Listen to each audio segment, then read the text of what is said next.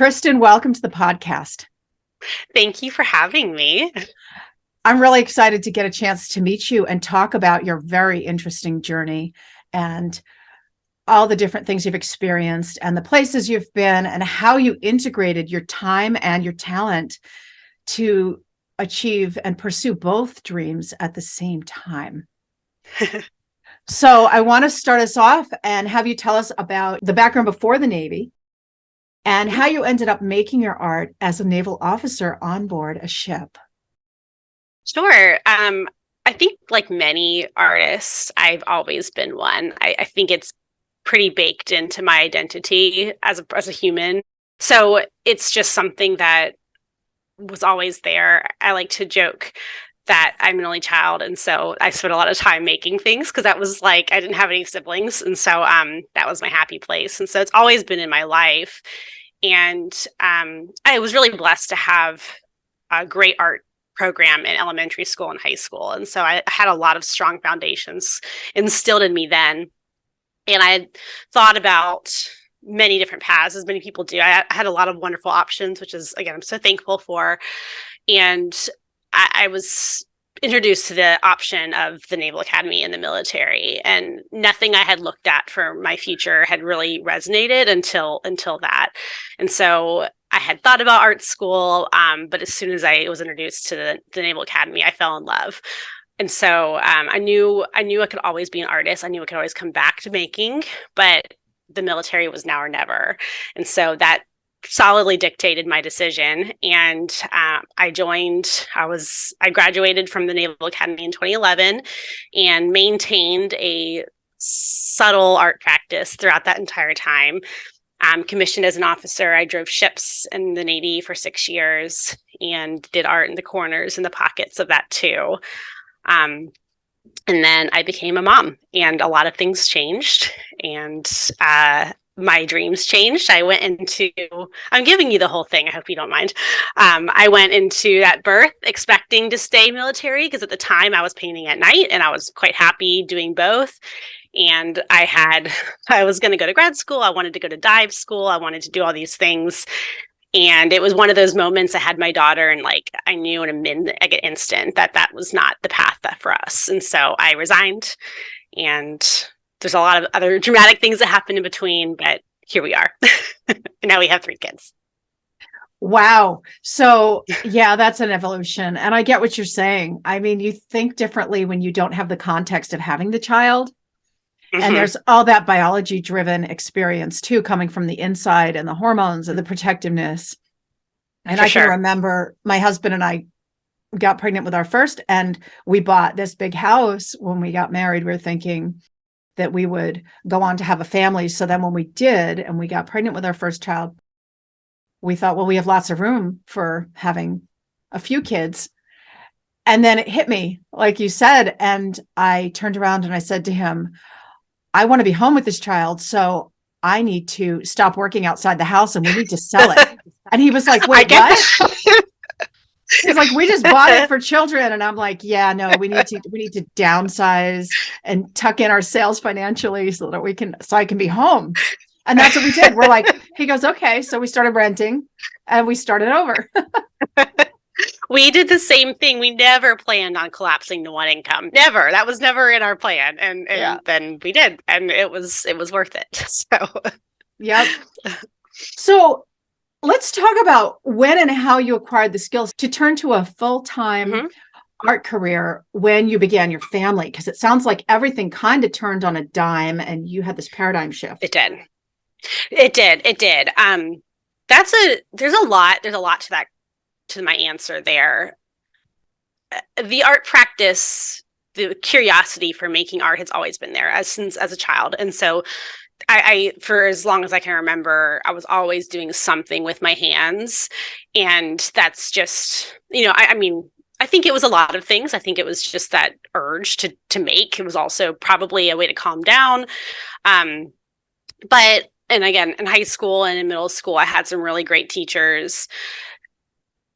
But there was just always this insatiable curiosity that I still have, just about painting and making. And painting is my primary medium. And so I always just have found a way to keep learning, and there's never, I don't think it ever ends, was one thing I've learned. And so when I was at the Naval Academy, it wasn't much. Those are very long and full days, but I was able to carve out time for art like maybe a couple times a month for 20-30 minutes. It wasn't much, but it was enough to kind of keep that passion going. I did discover vacant studios my junior year, and it was in like the turret of this old building. I mean, it was so romantic. We eventually had to move because of like building issues, but I discovered I could track down keys.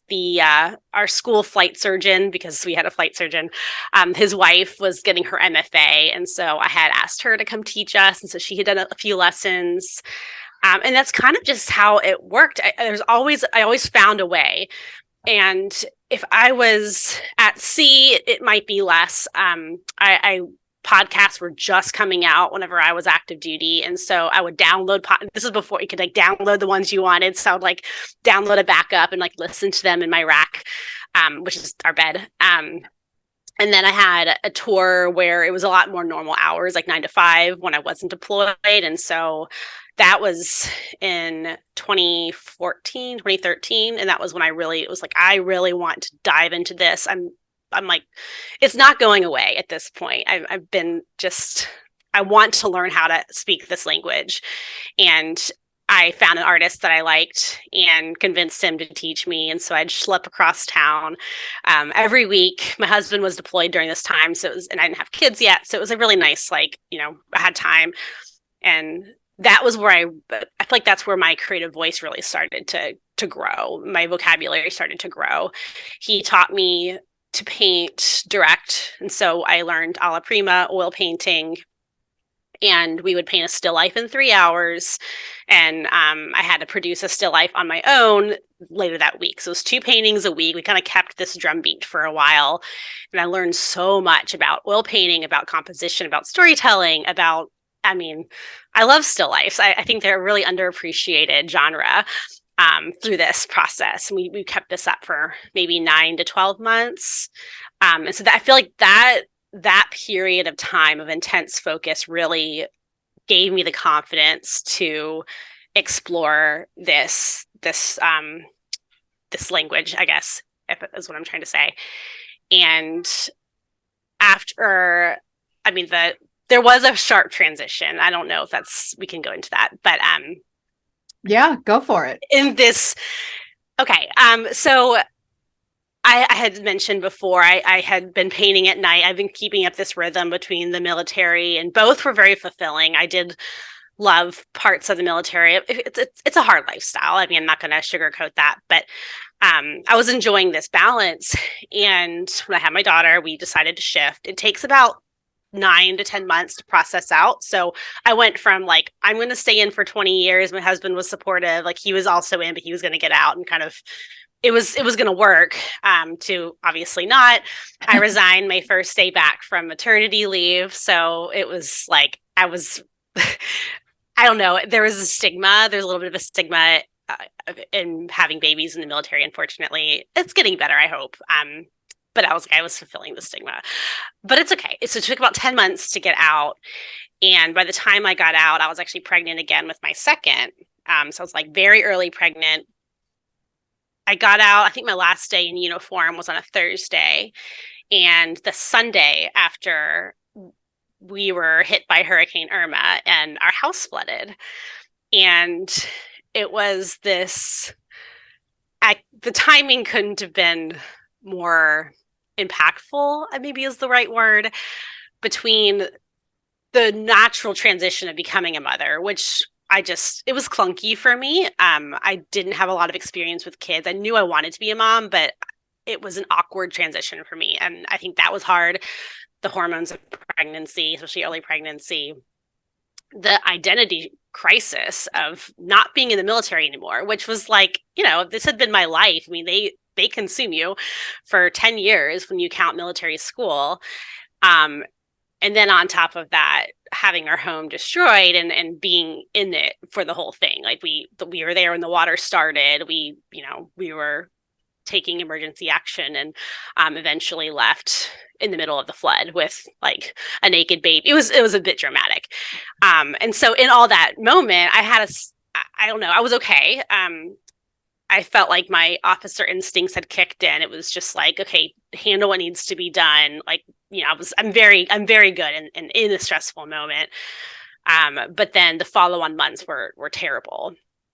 There was the quiet and the vacancy of like, we had the house like gutted, and we were all of us were just living upstairs. We were able to do that, which I'm really grateful for. A lot of people had to like leave their houses entirely. I was in a civilian job. I knew art would be a thing, but I was like, in my head, I was like, okay, this is going to take maybe 3 to 5 years in this job as I kind of like have kids and kind of transition. It was a sales job, so I was able to kind of work from home. Ended up not being a great fit. And so when you add on all of these things, the flood, and now a job that was pretty against my nature, it come to find out, it was just, I just wasn't aggressive enough for it.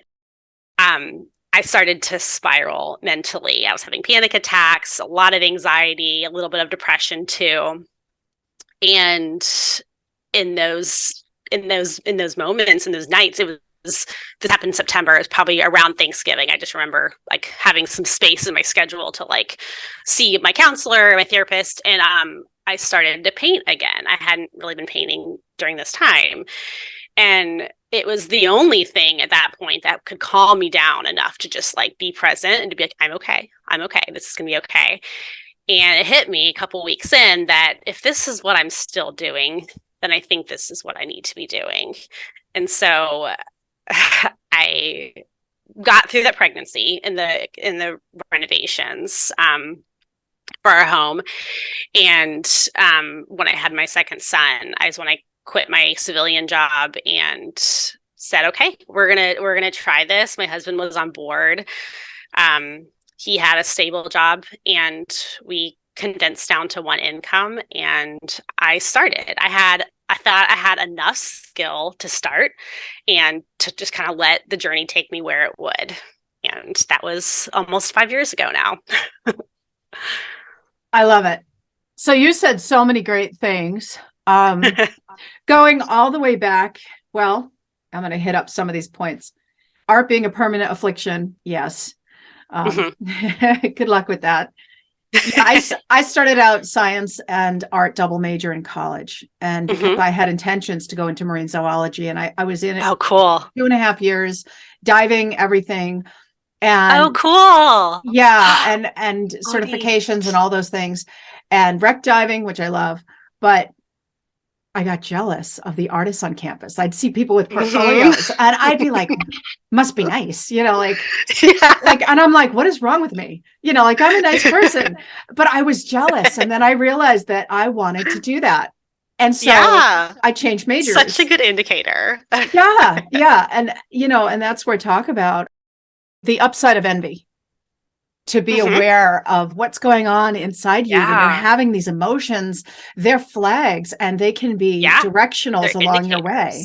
Yeah, truly, they're indicators. I have felt the same way. I don't want to wait until I'm in my 60s to do what I want to do. Like, I don't want to wait till I have to retire. Like that, I was like, no, I don't want to do that. I only get one life. Yep. And many of us still struggle. I mean, for me, it wasn't a thing where I was willing to just quit my day job. In that, for me, that wouldn't work.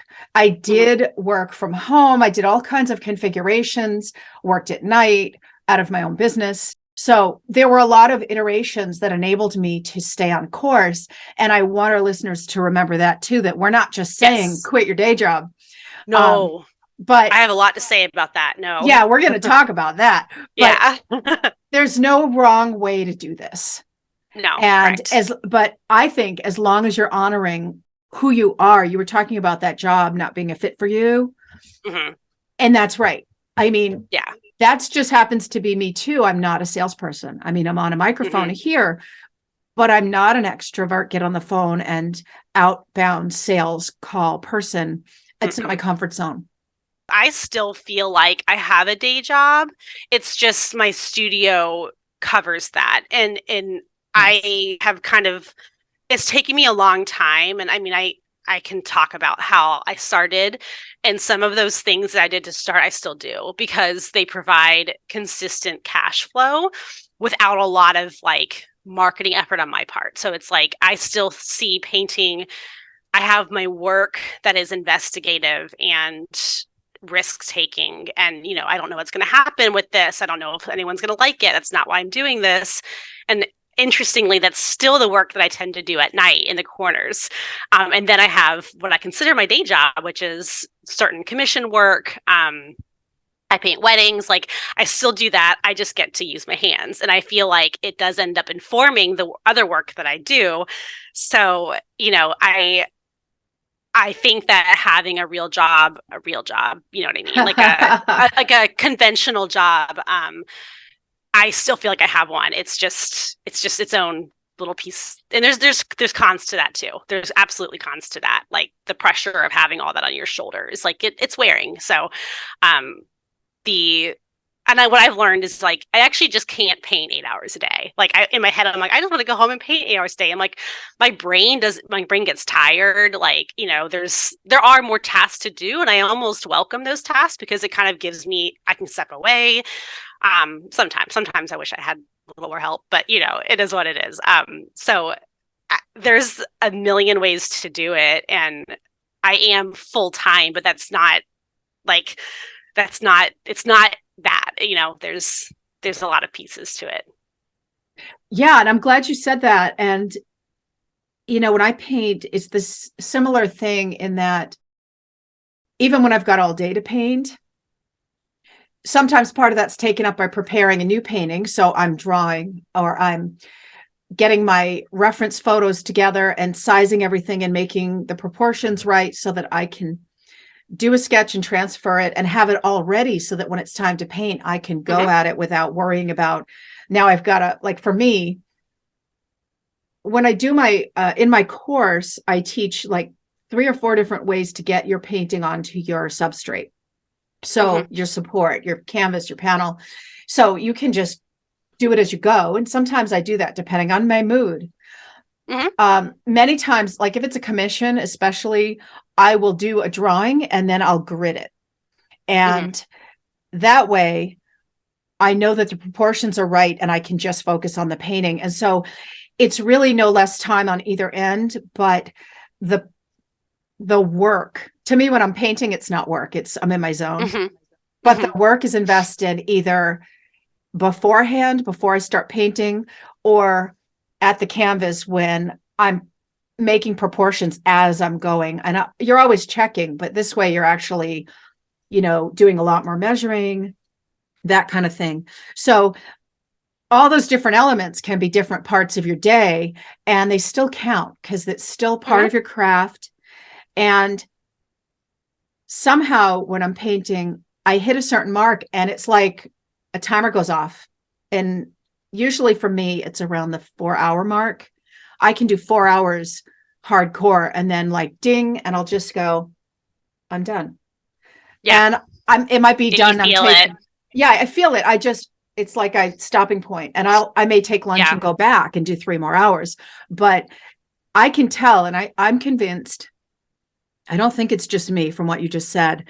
If you're paying attention to your internal clock and your energy, that you will know when those stopping points are, and you'll find your own rhythm for whether it's, you're going to do Pomodoro and do 20 minutes on, 10 minutes break, whatever.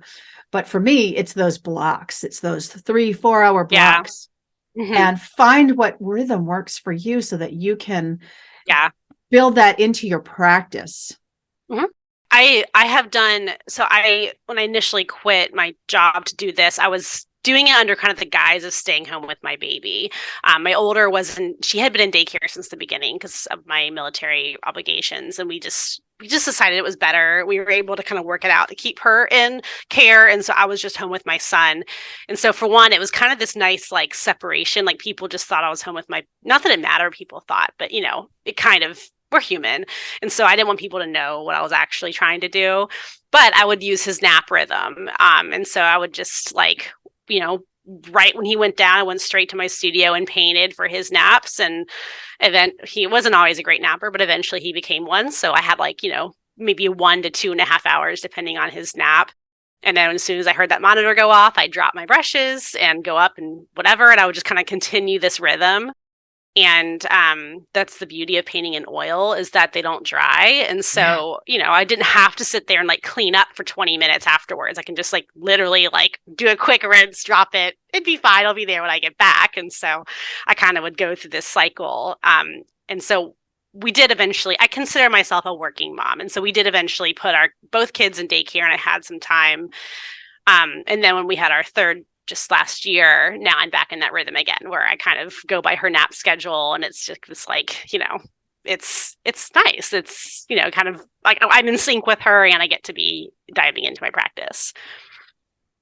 Yeah, that's perfect. And finding that rhythm is what I think we all need to do, no matter what form it takes. I think it has to do with finding the rhythm that matches our energy and our obligations and the way that we really want and need to do life, because you said already, you don't want to just do something else until you're retiring and then start art. You want to integrate it as part of your life. Yeah. Mm-hmm. And I agree with that. Even if it's in like little, like, I mean, one thing I've been doing a lot now, I'm just in a season where there's a lot of other tasks that keep me away from the studio, and it comes and goes, but the past couple of maybe 2 months, it's been hard to get in. And so I've been basically like, after we put kids down, I go to paint for just an hour. So I've only been painting like an hour a day, but it's like from like 8 to 9 p.m. And it's like, I know it's there. It calms me down. I don't like, luckily I've been able to, like, our kids share rooms. So I have a bedroom that I use for my studio, so I can kind of leave the mess out. But if that's not the case for everybody, finding a way to keep it simple, I can tuck it away. But it becomes part of your day, even if it's just an hour or 20 minutes. I think so. And I think it's important to have that, if you can, the functionality of a place where you can leave it always out.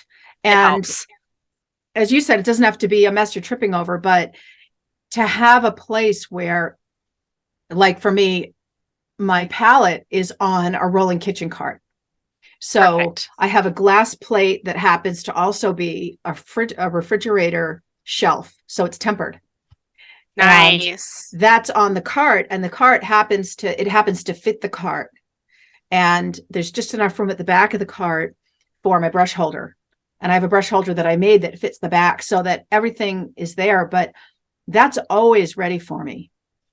And if I had to take something out and I had to go unpack things and put things away, can it be done? Yes. Have I done it in the past? But if I can just run in and start painting at any point that I have that window, it's a lot easier to get that art made on a regular basis.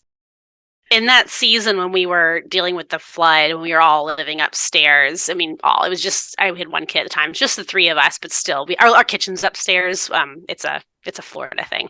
And so we had a kitchen in our bedroom and our living room. So I was painting on the dining room table, and I did that for about 8 months. And it was definitely, by the end we were like, okay, it's time for you to move out. But it was possible.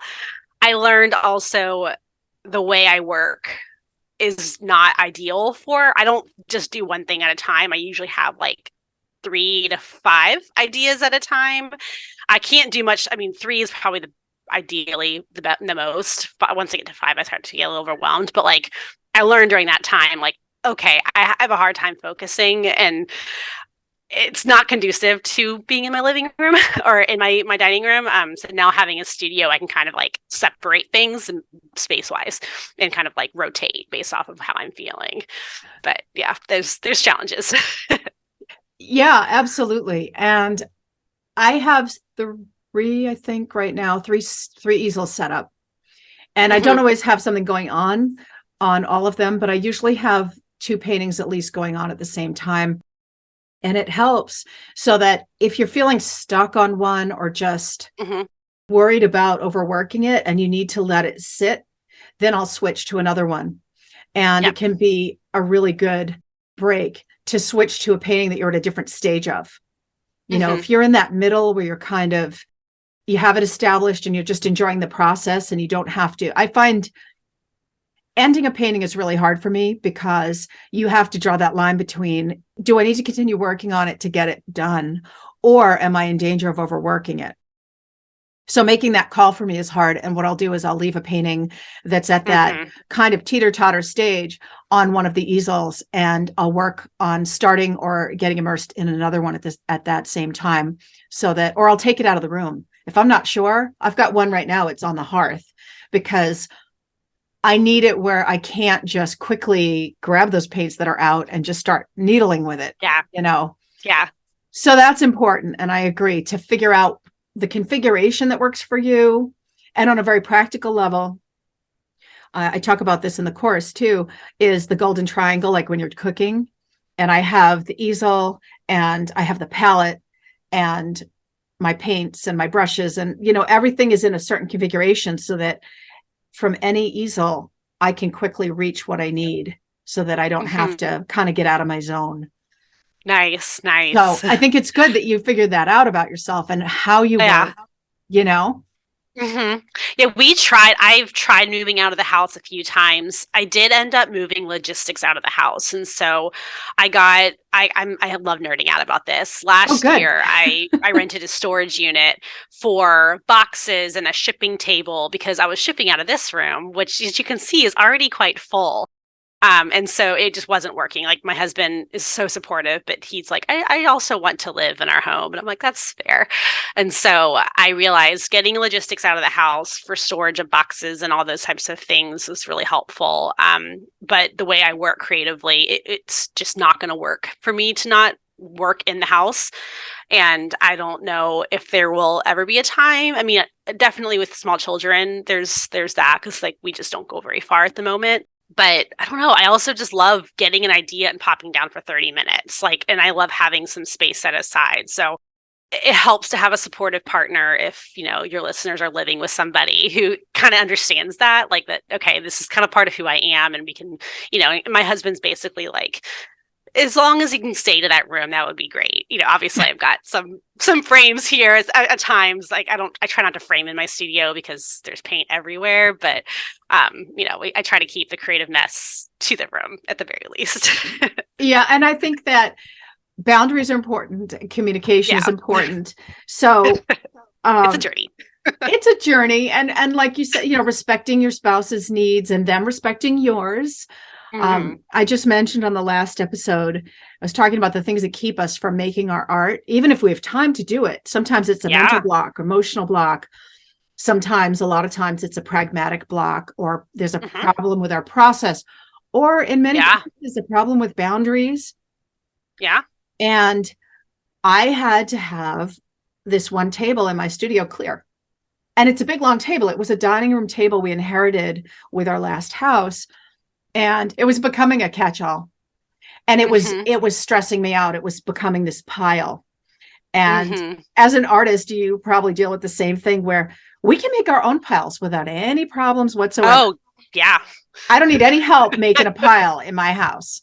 And so it was spilling over onto the floor. And I'm like, this is not working for me. So I declared this was a no-fly zone. This table had to stay clear. I don't care if there's nothing on it. It was mental, creative space.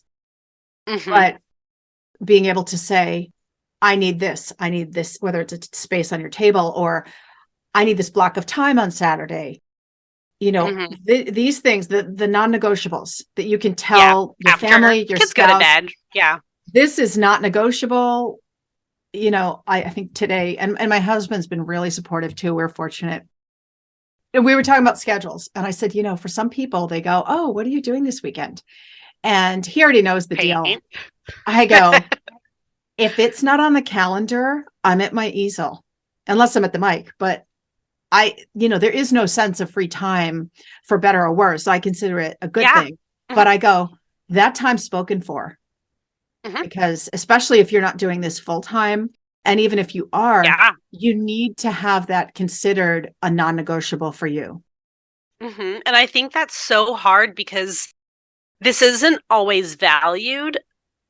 I feel like maybe there was multiple years of this process for me where it was just legitimizing this effort to myself and all the things that I like said no to, like pressures to volunteer in these certain areas. And I'm like, I got to this place, like the beauty of deployments is they reset you because like you come back from deployment and like you don't have any obligations because you've been gone. And so it's kind of like, what do you want to add back in? I kept realizing I kept overcommitting all these times and I kind of just stopped. And like the same thing with the pandemic, like all of a sudden my schedule was clear and it was like, that's a bit of an aside. But I realized no one's going to protect this time other than me. And a lot of conversations with my husband and, you know, about like, what do we see as what's important to us? And it's not that I don't think these things are important. I think volunteering and being involved, I mean, I love to be more involved with the community. That's something I really want to do. It's just between art and having young kids, it's been a challenge. But, you know, all these things that I would love to do. But I was like, at the end of the day, I know that I need to make these things. Like I feel in my bones, like this has to happen and I have to do it. And so it's fiercely protected. And you know, I probably over anticipate what I'm able to do, and that's always been a problem. But it's definitely I stopped feeling guilty about not being in every single thing. Whatever I'm like, yeah, like if I do a social event on Wednesdays, I'm exhausted. As an introvert, like I have to recover from that, and like that means all of a sudden now I'm not painting on Thursdays because I'm tired, and then it's Friday, and Friday's kind of, you know, so it's like we kind of started to learn. This is actually really important. It doesn't look like anything to anybody else, but I know it's what I need to be doing with my energy and time. I have learned over the years, and I talk a lot to my students and my listeners about being ruthless in protecting your time as an artist. Yes. Especially for us. And I'm going to hit you up in just a minute with the imposter syndrome question. But oh, yes. Oh, yeah, we're going there. Is insecurity of worthiness and validation and people pleasing and that need to. There's two things I think that when we overcommit, one of them I think is that drive to get that external validation, and then the other one I think is born out of fear of taking on and confronting and actually having the time to confront your creative goal. Like, okay, here, you have the time now. What are you going to do with it? What are you going to produce? It's hard. We're talking deer in headlights right now. Yeah, it's being creative it's like this act of getting in touch with yourself in a very uncomfortable way because it's just you. Like it's it's terrifying. I think that's part of the process, like is working past that. I think everyone feels that way. You're right. And I think that in the face of suddenly like, okay, here you go, step up to the mic, step out on the stage, make your art and then share it and wait for that. Is it going to be crickets? Is it going to be applause? Is it going to be something in between? I think that is terrifying. And as artists, we suddenly remember that our cousin's best friend's uncle needs help moving 4 couches. And we're like, oh, I'm busy. Are you busy or are you procrastinating? So that's important. So on that note, tell me about your struggle with imposter syndrome and how did you move past that? And have you, is it an ongoing process? I do feel like I've moved past it in many ways. For me, it was highly born out of not going to art school. I got the message loud and clear that you have to go to art school to be an artist. And it's funny, having not gone to art school, I got that through, I don't know where, maybe just like tiny drops of whatever conversation or just soaking it all in like a sponge as I'm like listening to podcasts or whatever. And it's like, and I just remember this, like, I remember sitting on the couch being like, okay, how are we going to make this work? Like I've got now small children and I know I wanted to have I knew I wanted to be a mom. I always wanted to be a mom. I can't take that back. You know, it's like, when am I going to do this? And I remember getting to this space of like, and this was probably after I had studied with that artist. So I had already made a lot of commitment to studying. And I remember this crushing blow of like, I can't go to art school. Like, it's just not, I'm not going to have time. But then I remember like, I was sitting on the couch with my husband. I was looking at this and just like being honest with him. And then I'm like, this is such BS. Why do I have to go to art school to be an artist? I already feel like I am one. And I kind of decided in that moment, I'm like, no, I'm an artist and I'm going to make art. And that's really all it means. And art school so I ended up going back for my MFA later. So I did not go to art school to learn to paint. But I did go to art school for my MFA. But we didn't, like, at that point you already have to know how to paint. So it's like, it is art school. And it kind of gave me some different tools, but the skills were developed outside of formal education. And, ironically now I'm teaching at art school. I'm teaching undergrads, which is like, that's been a bit of an imposter moment because I'm like, wait, I didn't actually do this. Like, who am I to do this? It's been wonderful. And I've learned it's like the skills are the skills, and you can learn the skills in many different ways. I love that you do teach painting in a non-art school way, because like that's what I would have hungered for in that moment. I remember coming down and just shedding that expectation that I had to go to art school and then to just start doing it.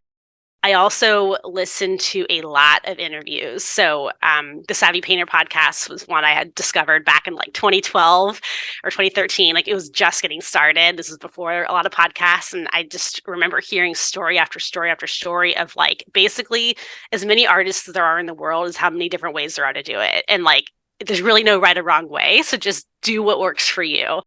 And so I just started, and I practice putting it out there. And I think every month, every year, it's grown in different ways. And, sometimes it is met with crickets. Sometimes you'll have like a series that does great and the next one doesn't.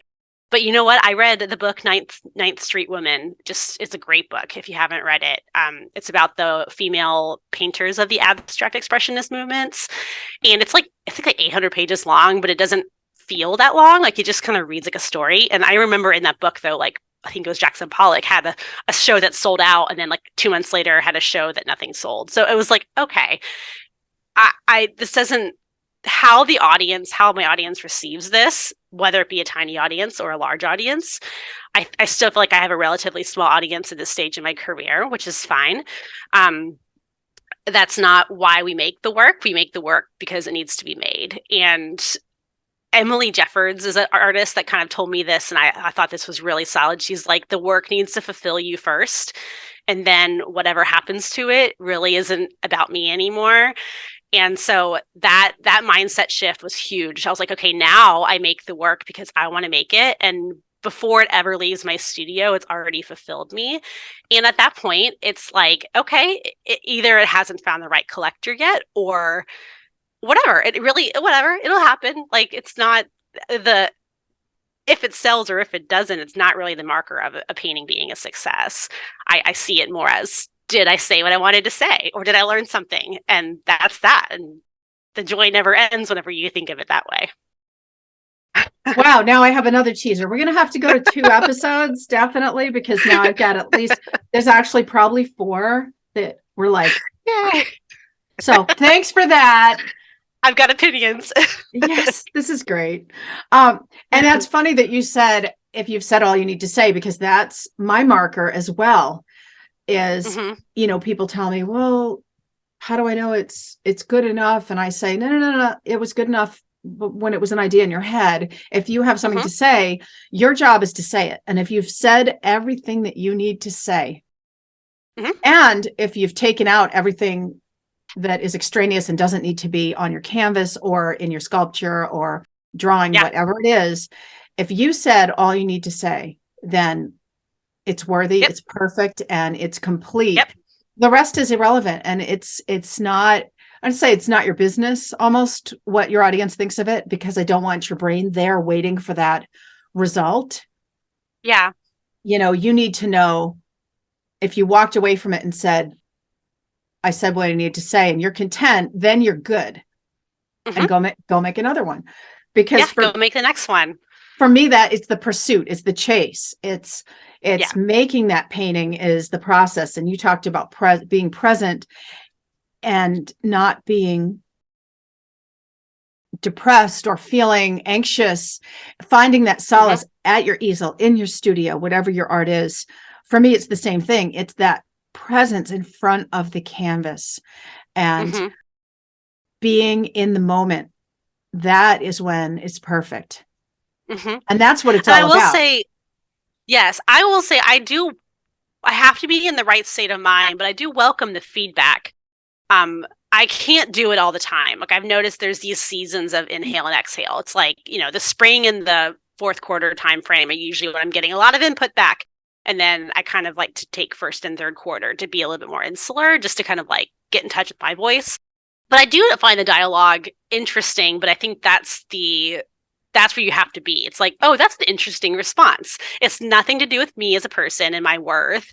It's just like, oh, like how interesting you saw that in there. And that doesn't mean that I have to change the painting. Like that's just like, or if you like it or if you don't like it. I mean, it does. There are. Well, I don't remember where I heard this, but it probably was when I was listening to Anne Treesewood's podcast. I feel like that's probably the time frame I thought of this. I heard this, but there's like this, like I have a relationship with my painting, and then the painting will have a relationship with the viewer, and I'm not in it anymore. I can definitely have my intentions and my statements associated with it, but ultimately it's really not my business. But it's interesting to be a fly in the wall and hear how somebody else interacts with this another thing that was created, like, Yes. my child that I've left leave the house. Yes. And So. I started some videos where I will explain what certain paintings are about, because some of my paintings, people say to me, what is that one about? They can be kind of odd to the average viewer. I love it. And they can be like, but they have all these layers for me. And so I always thought, well, we don't explain our paintings. There's been kind of a taboo on doing that. But then I've got people saying in the age of Instagram, everybody wants to know what it's about. And marketing wise, people want to know. And my friend Marcus Sheridan says, people want to know what this painting's about. So I put on there, spoiler alert, if you don't want to know what this painting is about, back away now, because I'm going to tell you, and you can find out as much as or as little as you want. So there's that side of it, but then there's the side where it doesn't matter, because the story some of my listeners have heard before is I had a show in college of self-portraits because I was a free model and I was always there, right? Mm-hmm. And I stood next to somebody and it was a fair likeness of me. I mean, it was me. And we were looking at the self-portrait at the opening. And he goes, let me tell you what this painting's about. This is a painting of me, right? And he goes, that's my mother. And I'm like, and they're going to put in there what they're going to put in there. Mm-hmm. So yeah, if it takes pressure off the listener, I hope you can go either way. It really depends on what gives you the comfort of, feeling that they got your message, or it doesn't matter if they got your message. Either way, it'll work out. It will. And I think if the only thing that I would share is to like, before you welcome, like just making sure, like touching base with where you are emotionally before you welcome in somebody else's opinions. Like, I think that's like, I think it's wonderful, but I don't check messages or comments or whatever if I'm not if I'm in a hard spot in the studio, not the time to look at Instagram comments, just not the time. I have to kind of make sure I'm okay first, and then I can take a little bit of a beat and not take everything personally. Absolutely. And the same is true.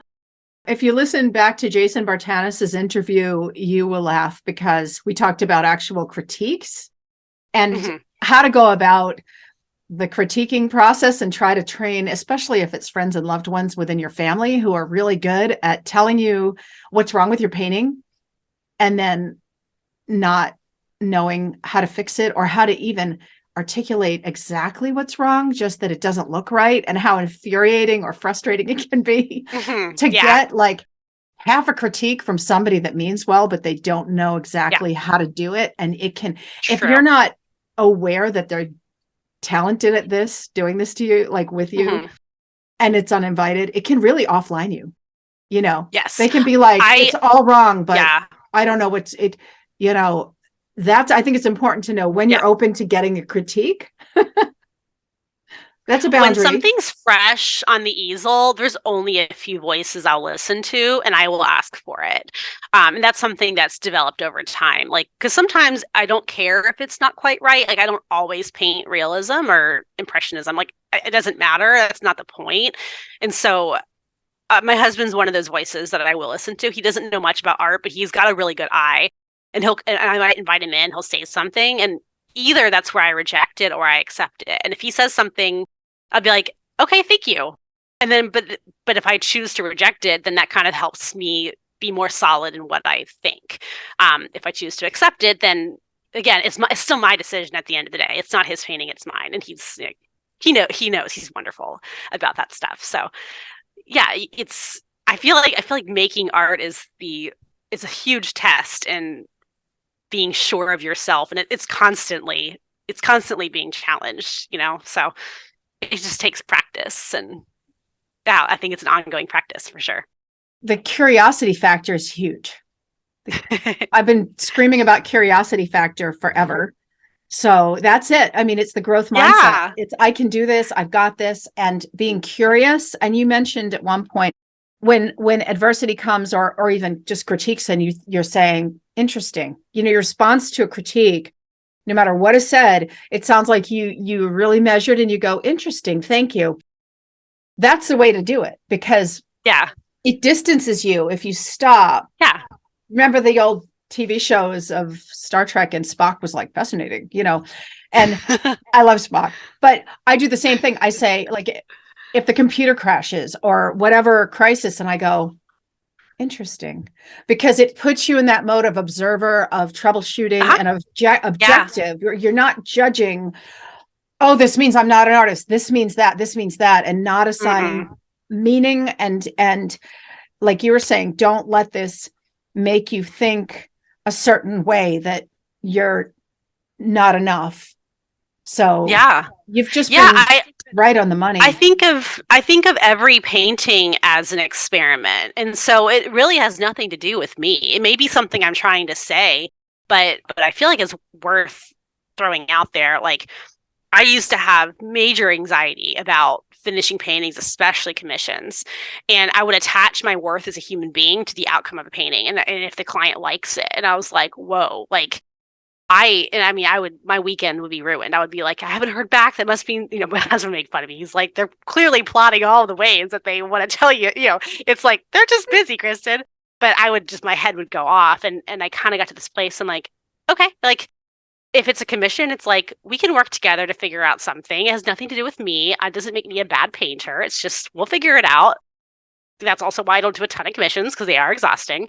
But if it's a painting that's more experimental and it works or it doesn't work, I've been like, okay, like, that was cool to see how that happened. And that's fine. And if it doesn't work, I wipe out paintings all the time, or I paint over them all the time. Like that one, there's a whole painting underneath that didn't work. That is now a painting on top of it. And it's like, all right, like, it's fine. And it's having less emotional attachment to the outcome and allowing these to be these little beings you get to create. That's like, it's a reflection of you, but it's not you. Like, you're a worthy, valued human being, regardless of what's going on in the studio. Now, if I could just remember that whenever I'm wrestling in there, when we're having a hard time, it's hard. It's hard to step out of that state, but yeah, you got to live your life still. I agree. And, I wanted to ask you that question about talking about the highs and lows of committing to making your art for the long term, what you've experienced in that, because it's not a steady, oh, I'm going to be doing this full time now, and then everything just is calm. Tell me about that.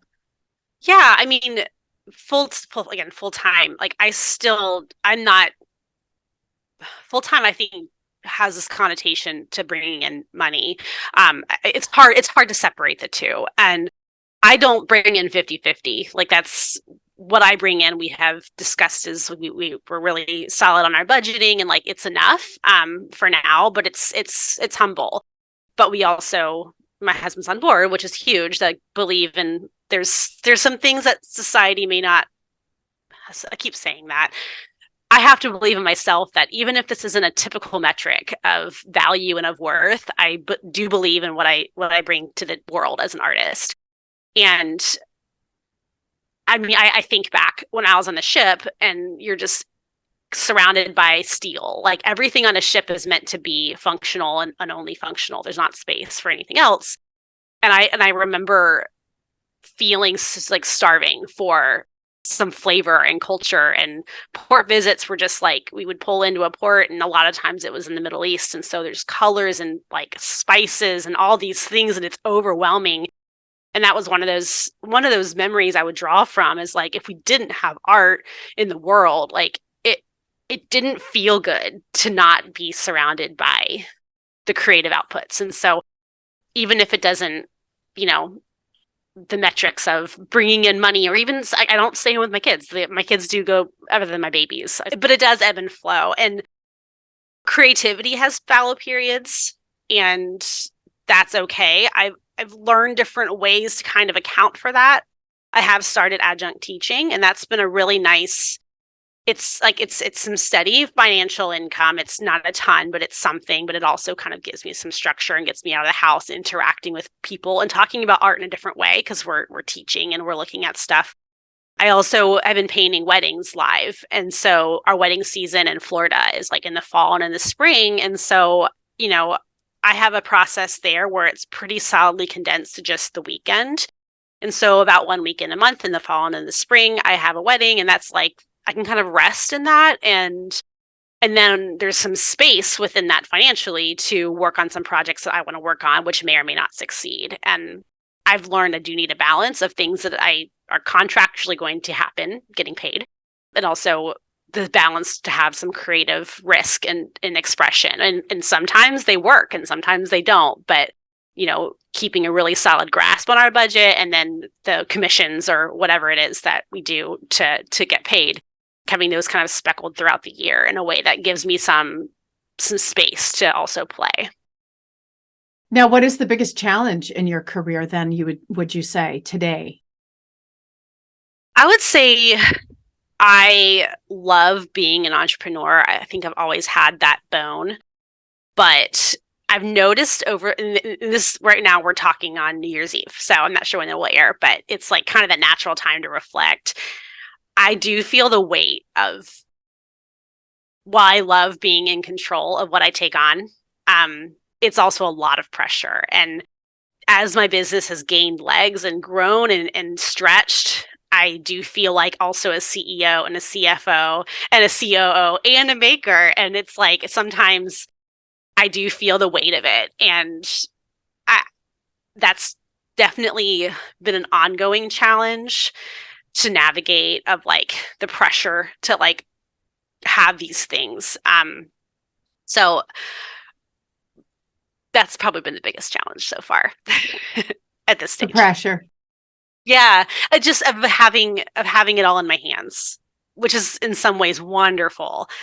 But there's some times where it's like, I just had a baby in February, and I remember like kind of preparing for that. I'm like, oh, like it's hard to sit there and plan for this huge unknown where I can't just like show up and kind of like do what I have to do and clock out. It's like I have to be thinking and planning, and I'm always thinking and planning a series. Like it's always this mix. I have a series that I know I want to do, and then I always have to kind of like, but then you never really know how long they're going to take. That's also the hard thing about painting. Sometimes I can go immediately to the solution and a painting's done in 2 hours, and then sometimes I wrestle with it for a lot longer. So it's hard to plan whenever you don't know the outcome. But I've kind of found this balance where I have a series in my head that I'd like to do. I keep a sketchbook, so I kind of am always working on these things. I do little my brain's everywhere, but I can try to explain it. Like I'll have like this idea to like try something new, and I'll kind of do one painting and then set it aside. And that painting can be the start of a series, maybe in a year and a half. And so I kind of like, I always have budgeted time to play and experiment. And so when I'm like planning this year, and I've done this for a couple of years now, I've got like, maybe 2 to 4 or 5 series I'm pretty sure I want to do. Now these can take a couple of weeks, but I'll be okay. I have to finish this within 3 weeks or whatever. And then I always try to budget for the unexpected, because it always done. Like, there's a painting behind me. I had no plans on starting a series on figures this year, but alas, this little guy came out, and now all of a sudden I'm working on a bunch of figures and like in a different way. And so it's like having this balance of things I know I want to do, and then the space to play creatively, which is important to me. That's one of my values in the studio. Yes, I've been talking a lot about identifying your values and what matters to you so that you can help set your boundaries and make sure that the things that you do say yes to are in keeping with your values and your goals for your creativity. Yes. So, like, I don't do many commissions. I'm doing one this winter, but I try to pretty much do no commissions in the winter at all. Like, that's like the winter, January, February, March is like my time to paint what I really want to paint, and then I kind of let the rest of the year come as it may. So that's one way I've done it. So does the bulk of your income from your fine art, when it's non-wedding season, is it commissions or is it through things that you make a series of for a gallery? It just depends. I paint under my fine art, which is like an example here. A lot of it is I use nature forms to discuss ideas of relationships and of journeys. I also paint under an alias, and those are very impressionistic narrative paintings that are centered on the Naval Academy and the military. It's an alias because it's a totally different style. You can still see me in it, but it's more literal. I use literal colors. I don't swap out pink for whatever. And so honestly, like, weddings are a really stable thing.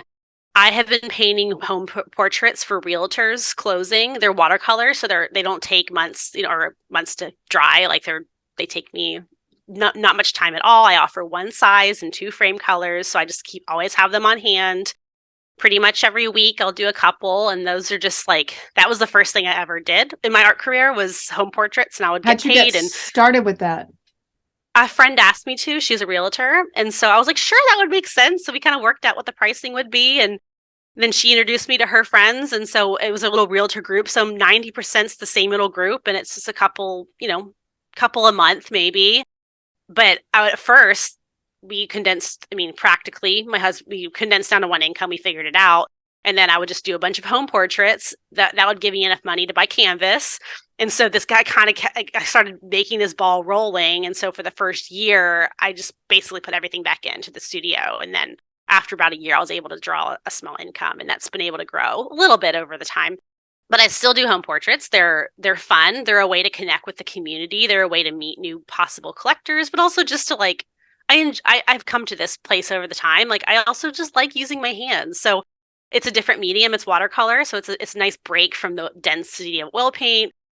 And it's also business. I don't have to solicit. They come to me, which is wonderful. I don't even talk about them online. And that's very steady. Same with weddings. It's like, it's all word of mouth. So it's like, okay, it's just like I can kind of stack that. And then from there on, I'll layer in series. Some series you never know, but I think they'll do better than others. And so kind of between shows in the spring and series, I try to kind of layer those in with the potential that some may do well, some may not, but can I do okay with the things I've committed to? And are you selling through galleries or online or both? So in my series? fine art, I really like the gallery model. I just find it overwhelming to try to be 100% responsible for that. So I do have an email list. I do have my Instagram, of course, and I'll plenty of my things will be sold through there, but I'm in two galleries. And I love them. And so a lot of times I do give my work to them to kind of help. But then through my alias, that one's just been all me, all online. And that was honestly just born because there's no gallery that wanted to tell the story the way, like, I wanted to create kind of this whole experience around it, this whole brand, if you will, around telling the story of the Naval Academy. And that's kind of its own thing. Like, that's 100% online and me. Well, I have someone who helps me, but like, there's no gallery there. Okay, so I have my fine art. I have this alias. And when I was in grad school, we had a lot of visiting artists come, and I would tell them about both. Just like, hey, just so you know, this is kind of the way I divide my studio. It's pretty 50-50.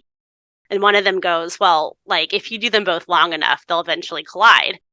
And I remember being like, that's no way. Like, this is the military. It's like impressionistic. It's alla prima. It's like this very, like, look at this. This is so experimental. Like, there's no way they'll ever collide. And then sure enough, like in the middle of my thesis, it hit me that they're about the same thing. They're about journeys. They're about this journey that we take as humans, about adventure, the cycle of adventure and rest. I'm fascinated by the way we move there. And they're also about relationships that shape our lives. And I was like, I could probably trace back almost everything I've ever done to those two themes about the journeys that we take and then the relationships that shape our existence. One just has taken the form of the military and this community. The other ones are using a lot of nature motifs and colors and more formal elements. So it was interesting to kind of be like, yep, you're right. They did collide. They have vastly different forms, but they're about the same things. And that alias you're talking about, Easel on Stribling? Yes, it's called Easel on Stribling. Yeah, it's named after a walkway that passes through the Naval Academy yards. It's kind of like the heart of it. And I wanted this to be a place to explore that particular journey of transformation where people come in as, a high schooler and then they come out as an officer. It's just a fascinating transformation about what happens there. And I've always been enthralled by it. Obviously, I kind of fell in love when I first looked at it. And so I dedicated a lot of time to tell the story. So it's become its own thing, its own life. And how did you get into the galleries that you are with for your other art? The first one, I'm with Stellar's Gallery in Jacksonville, and that one was iterative. Like I went to a plein air group when I was just trying to explore landscape painting. It's all curiosity has driven everything in my practice. I was like, I want to explore landscape painting. So I joined a plein air group, met a guy, he had a little gallery. And so I did something with him. And then that kind of led to a different gallery. I bounced that first year or two. I actually went to 3 different galleries. None of them were great fits. But in the second gallery, I ended up someone wanted me to do a show at a cathedral, and that was really cool. And then that kind of like opened the door to Stellar's. And so it was this like kind of quick turnaround. And I was with Stellar's for a couple of years. During that time, I started my MFA. And so I was like, I can't take on anything new right now. So I'm just going to like look and just observe and kind of think more about what I want.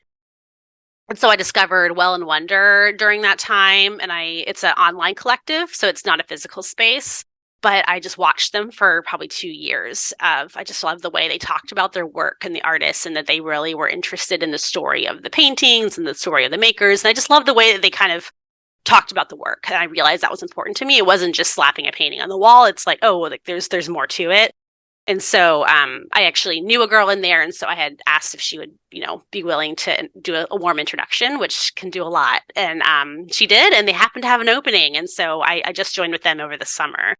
So it's a mix of putting yourself out there and also embracing the community that's already around you. I think I feel like every time I ended up kind of finding a place to expand into, it was through somebody that I knew personally, that we just had a relationship. And I'm very grateful for those. And I think that's part of what this community of artists is all about.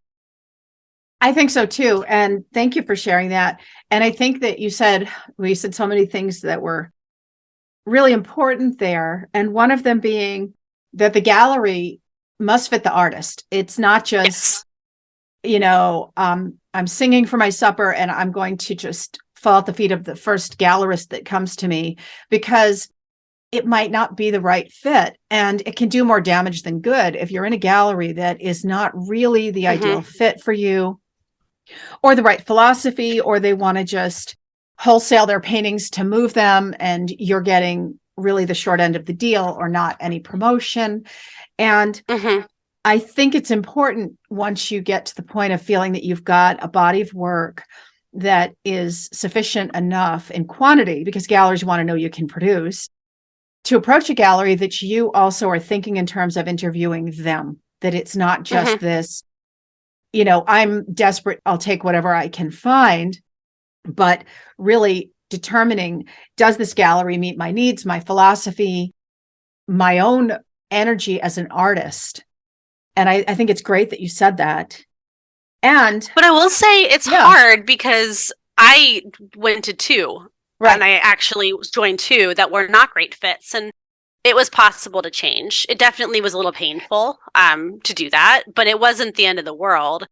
But also, I think what's hard, and I want to acknowledge that, is like, in the meantime, what do you do with all these paintings? What do you do to make money? I mean, there's a real tension in figuring it out. And I've been doing this for 5 years, and I only feel like this last year it's finally starting to make sense, which means that's 4 years of a lot of discomfort of just like, okay, where do I fit? How do I continue to fund the fact that I do have to eat? I don't demand too much from it, but I unfortunately there are bills that come every month, and also to pay for a studio, which does take up space. It does use physical materials, which costs money, and so it's a really hard balance. And I want to acknowledge that that it's I hard. think I think that's good. And also that when I say interview the galleries, I think you have a good point there. And I don't mean to the exclusion of trying them out if you feel like you're not sure. By all means, go for it. I mean, if a gallery is courting you and you want to give it a shot, Yeah. I think it's great to go for it. When in doubt, really, my philosophy with galleries, if you're not sure, like if you're getting a bad feeling, I want to advise you to think about it and really respect your own reading on it. But if you're not, and you want to give it a shot and you're not sure, go for it. But know that you can change and you can make an adjustment if you find that it's not feeling right as you're in it, or that you've discovered for sure that it's just a bad fit, that it's okay to then move on instead of saying, well, I can't let this go. I finally got a gallery, and you certainly still have it for your resume as far as saying where you have shown and or are showing now. It's okay to make adjustments on your terms. Artists, I want artists to not always feel like they have to just grasp at whatever's floating down the river past them. And I think that you made that point really well. It's okay to give it a shot and see. And that may be that you may not be able to tell before you're in the gallery either. Yeah. So it works either way. Absolutely. I mean, the only reason why I said like I love the way that this gallery talked about the work and the artist is because that first gallery I was with, I learned the hard way that he had like sold a couple paintings. I remember just being like, well, I'm glad he sold them, but like it didn't taste good the way you did it. And I didn't know until it happened. It's like you just don't know sometimes until you're in it. And so it's like it's okay. Like it's okay. We're all learning. We're all figuring this out as we go. That's right. And it goes back to those values. And if you feel like it didn't feel right to you, it's important to honor that. That's how you're developing your sense of who you are as an artist. And I think that's great that you were so prescient and you were so able to be like, wait a minute, maybe this isn't the right place for me. And I think it's important you mentioned about the opportunities that kind of evolved for you. I think it's important to remember it can be hard not to feel the sense of urgency, I think, as an artist. Yeah. When you want to get out there and you feel like you have to do something and you have to make it work, and you take on a lot of responsibility that you have to figure it all out yourself. And I think it can lead to feeling like you have to force something to happen. And sometimes the evolution might come from taking that first gallery assignment, again, if you're not sure and you think it could work, to see how it unfolds instead of feeling like you're constantly smashing your head against the wall to try and make it happen. Maybe an evolution of somebody you meet through that gallery that brings you to the right gallery, which is what you just experienced yourself. And that's I think it's that adage of do the next right thing. And yes, I tend to take a step a bit before I'm ready. I usually find myself in that position, but at the same time, that's how you grow. And so I've noticed that pattern in my life. So sometimes it's like, it's okay to take a minute. But if you're waiting too long, if you start feeling that resentment of like, oh man, like I think like that's probably your sign. Like it's probably time to like try, just try it. A lot of galleries, like someone had told me this and I didn't believe her, but it's true. Like it's not to be intimidated by. Like especially if they do have a crop of emerging artists, like they know that you're at the beginning too. Like I've done plenty of blunders with my current gallery, and it's like, okay, I'm sorry, it's a relationship. Like I know now, so it's like, it's just figuring out that, and that's okay. Tell me what it's like and how you got into painting live weddings. What is that like? Can you hear my dog? No. Oh, He's howling. Are you Oh, done? He's howling right now because there's a siren. We live next to a gas station or a fire engine station, and so oh, he's so cute. Is he a shepherd? he's a Doberman German Shepherd mix. Oh, he's so cute. What's his name? He, yeah, Herschel. Hi, He's a Herschel. Oh, sweetie. Hi, baby. Herschel. I'm sorry you were. He howls a lot. We'll probably hurt his ears. Yeah, yeah. It's the sirens, but okay. So live wedding painting. So actually, to touch on the way things kind of spread organically, I had done a show at a coffee shop. It was in that period of when I was pregnant and working my civilian job. I started painting at night. I had conjured up a body of work, and I had gotten a call from a friend in the Navy. All these things are interconnected. It's fascinating. I think life is so interesting in that way. And he was opening a coffee shop, and they were like, "Can you do the work to open for us?" And I was like, "Perfect." And so I spent those 6 months painting for that, and we had talked about it. So much fun. Kind of sparked the body of work that it was kind of a precursor to the first body of work I ever did, where I really felt like I was using my voice. It kind of awoken me up to some of those themes and those motifs. I use a lot of trees in my painting. And so I hung that show. This is an aside, but it's cute. I hung that show. He's howling again. Can That's you hear okay. it? Actually, most of it is cut out. I can see him tipping his head, but I can't hear it. It's very loud. I can't hear it all. That's Okay, so bud. funny. You must Okay, be on bud. a, oh yeah, you're on a boom mic, so it's probably just a directional mic and it's not recording Okay, him. so It's it's the not weirdest catching it. because you can see his head go and it's like silent, but I see him doing this and I'm like, that's so fascinating. You muted your dog. So so I hung that show the day I went into labor. I was late with my son, and I was like, it was just kind of Figures. this cute thing. It was like it happened finally. And so that, but while that show was showing, they were starting a coffee shop. So it stayed up for like 5 or 6 months. It was kind of a long time. And someone saw my work there, had heard of live wedding painting. Like 8 months later, like this was not immediate. Had asked me if I would consider. And I was like, no, that sounds terrible. That sounds so stressful. That sounds But she was like, terrifying. yeah, it does. It's like, we talked about it, and I was like, okay, like I'll do it, but like I want you to know this is my first time. I wanted to be really clear on expectations. Like I will try it, and we talked a lot ahead of time. And I did it.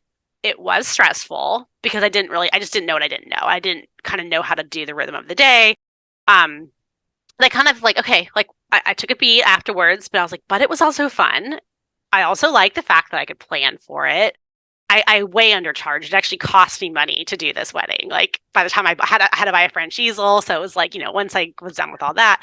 Were you in But then acrylics or are I was you in oil. you were? Okay. I used oil. I loved it because I could. I have a process now, and I will. I mean, I live and die by it now. But I thought about it. I was like, you know what? Like, because she wanted me to watch the first dance. She wanted me to do all these things just for fun. Like, she's like, hey, you should come. And I realized like, I can't do all those things if I'm also trying to complete a painting in a night. And so I kind of figured out a process, and now they're wonderful. Weddings, while every wedding is different, they're also very similar. Like I have one goal, it's to capture the love between this couple within the setting that they choose, if it's the first dance or if it's walking down the aisle. And so I have like it's a pretty condensed like array of options, and I can kind of plan by the day. And one of my dirty little secrets is I show up pretty early, and I actually mix paint like hours ahead of time. Since it's oil, it won't dry. And so I make all my color decisions at like 2 p.m. And that way, by the time I'm painting this couple, I've already gotten a lot of the decision making done, and it's just time to paint. And also, since I paint very impressionistically, I'm not trying to hover over all the details. It's about kind of the energy of the day. And so it kind of lets me get in the zone without focusing on perfect accuracy. And so I realized, like, actually, this is kind of fun. And so I did a few more. All of a sudden, in 2019, they became a pretty big staple. And then 2020 happened. That was a pretty terrifying month because, like, I'd done one wedding in like March 14th or 13th, and then the world shut down. And that was a pretty challenging month because it was like everything I thought, I was banking on that spring, and every wedding vendor had this problem. So and then we spent 2021 doing all of the weddings from 2020 and 2021. So I learned my boundaries there. So this year, I finally figured out I can do about one a month each season. So I try to do about 8 a year. That's about right for me. And now that I have my process and I've kind of learned, I always do paint the couple during dinner when no one's watching me. So I have some space to kind of mess up with no one looking over my shoulder. So I kind of figure out those little flows, and now it's really fun. And yeah, it's been a really nice asset to my business and also my practice too. I learn a lot from each painting I do. Of course. Well, and I've looked at some where they're, say, walking down the aisle or they're dancing. So how do you do that? Are you expected to finish the painting during, I mean, because that's a moment, that's a photograph, right? Yes, I do finish in the night, but I take video actually. And so I can kind of like I take a lot of images, and so I'll set up, because weddings there's usually space constrictions. Like there's a lot of different things, and so maybe 15 to 20% of them I actually get to stand where I'm painting. The rest of them I'm placed wherever makes sense for the floor plan.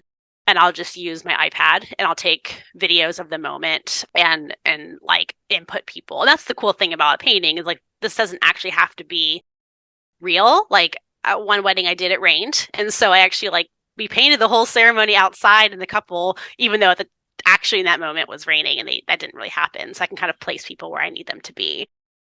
So it's just a matter of if they do a first look, I show up for first look and get pictures of the couple with like private, when there's more space, and I can kind of move them how I need them to be. So sometimes I can not use photos, but usually I'm using some. Yeah. That's fascinating. So then you're basically working from your experience of being there and then your reference shots that you've taken, and you're off to the side and you're utilizing those reference points and painting and beginning the painting that you've decided to focus on, the scene you've decided to focus on from the reference, but you're doing it at the venue so people can see you as a partial form of the entertainment. Yes, yeah, it's absolutely entertainment. I know what I'm doing ahead of time. It's the couple's call. So sometimes they just want the party. They don't whatever, or they just want themselves, and so we'll do that. But I'll get there early. I use my iPad because it's super easy to like move things around, and so I'll kind of create a scene, add flowers where there's not flowers, just to kind of show it up. But and then that's it's kind of built that way. It's like getting like the biggest things I had to do for that was being comfortable with people watching me, which I did through a lot of plein air painting before I had my second. Once the kids started to multiply, it was a little bit harder to do that. But I got comfortable with the immediate feedback. Once I got over that, then it was a matter of just getting comfortable painting people quickly. And honestly, I looked at artists that I thought were interesting, and I would just time myself and do like 10-minute faces. And because they're pretty small. And so it was just like, how do you like immediately to the big shapes, boom, boom, boom. And then you just keep doing that. Like you can learn. It's something anyone can learn. You just take some focused effort to like, just get used to working in that way. It's fascinating. It's fascinating. It got me thinking, because I did a painting of my cousin and his wife's first dance, but it was for my studio. I wasn't there. I couldn't be there. So I made the painting and then I just shipped it to Texas. But I was thinking about that, and definitely would have to be impressionistic, because that sucker had like this perspective parquet floor that near but killed me. Like I was just like, I am never doing tiles again. Like just I was like, I can do perspective, but I'd prefer not to have the ruler out when I'm oil painting. Yeah. That's actually, I really, there's one artist that I love that has done them, and she like and purposely distorts it. And sometimes I've tried that, and because it's interesting, and it's not the point, because it's not a photograph, it's a painting. And so like the point is the love and the celebration. And so if things are a little wonky, I think it gives it a little personality. So sometimes I let it be wonky.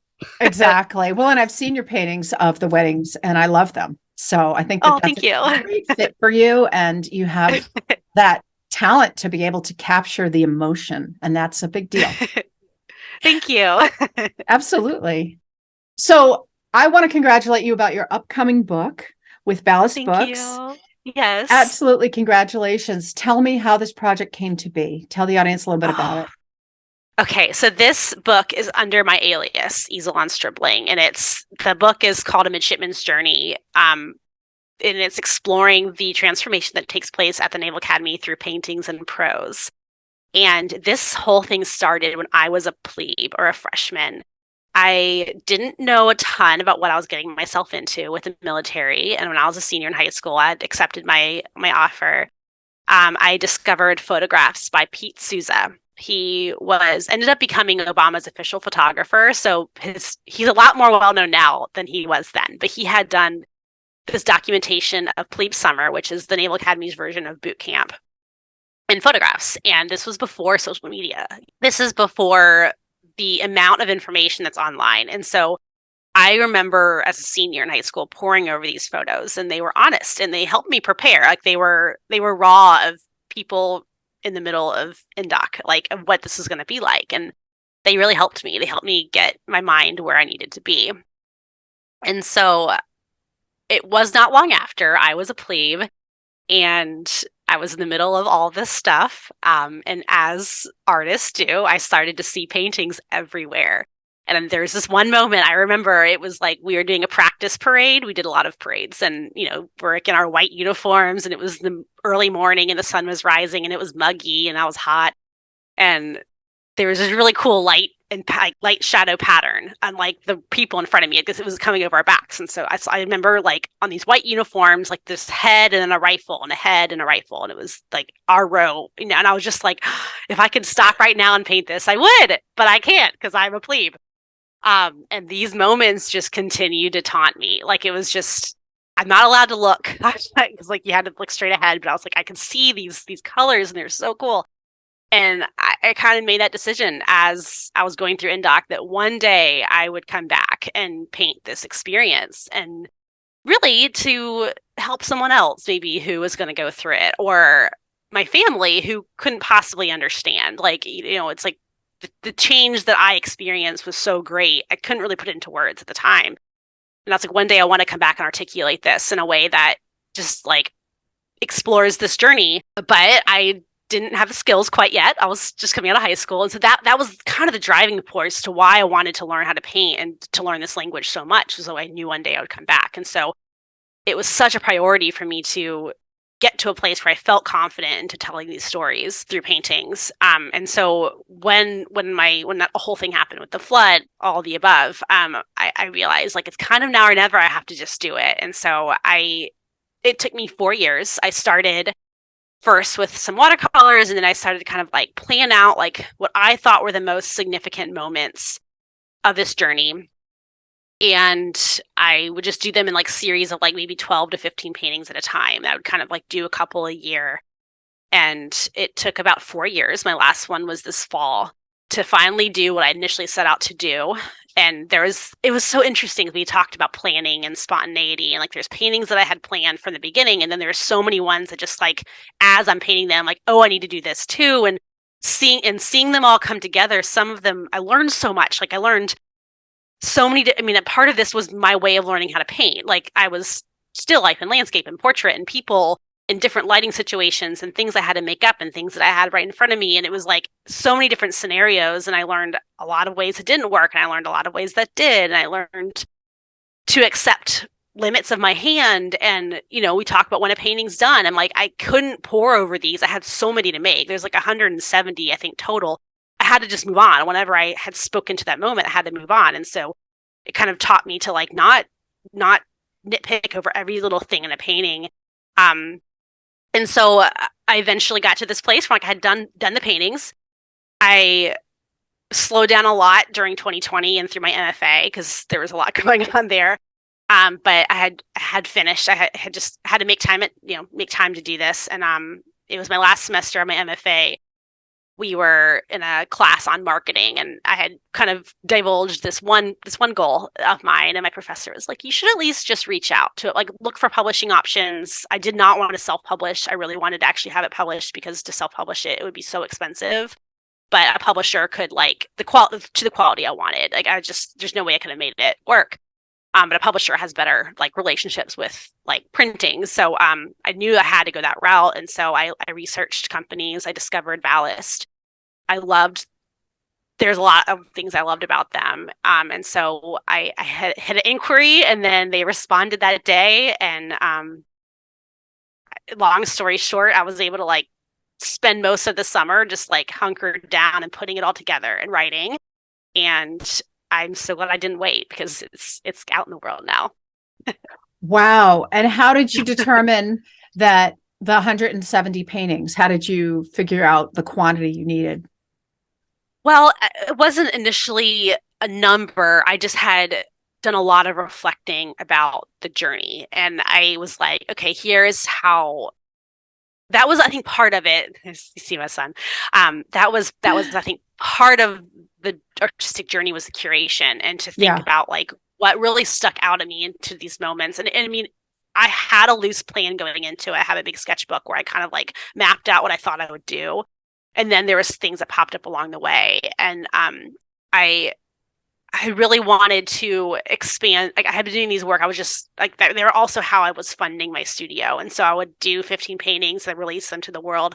The community was so interested, which was such a blessing. I don't take that for granted. That's not necessarily the case. But it was very warmly received, especially early on. So that kind of helped give me the cash I needed to continue to buy canvases. Like most of it went right back to the studio and then, a little bit to the bills. And that's a real part. We're all human. Um, but I did do a cold call. I guess I didn't mention this. I did a cold call to the museum on the Naval Academy grounds because I was like, that would be kind of cool if these paintings could be at the museum. And he called me back and he was like, yeah, let's do it. And so I ended up like, that was a really, really important part of the process because I couldn't do 150 paintings for them. I could only do like 15 to 20. And so that process, like, I had to curate down to what were the 20 most important images that I could think of for this story that spoke directly to it. And like once I did that, and once I sent those paintings away, I was like, oh, that was it. Like that was it. I didn't need 170. I just needed 20. But I still did, 170. I still wanted there's still so much space to explore and to like do little rabbit holes. And so I still am finding a lot of joy in like digging deeper. But what I sent up to him was the curated version of it, and that process of like editing it all out was like really clarifying to me. Yeah, I could imagine that it would be because you're telling the story and you're having to really organize it in your mind and Mm-hmm. on your easel as you're expressing it to fit a practical amount of space and production time and Mm-hmm. the volume of a particular book. So yeah, I can imagine that would have been quite a ride on a lot of different levels where you had to really formulate it in your mind. Mm-hmm. And then, Yes. as you brought it together, it would have really solidified. Well, Mm-hmm. it's wonderful. And I can't wait to see it, the finished product. And Thank you. thank you. And hi, Brianne. Thank you. Brianne is awesome. We love Brianne. She's been wonderful. She is amazing. And I love working with Brianne. So thank you. Thank you so much for your time today. And it's been amazing to have a chance to ask you all these questions. I have so many more that we didn't get to. So maybe we'll be talking again in the future. Of course. And we'll be in touch. And I would like you to wrap us up with telling our audience your best advice for getting rolling on your art as a career or even a side gig, but getting it out there and starting to sell it. Mm.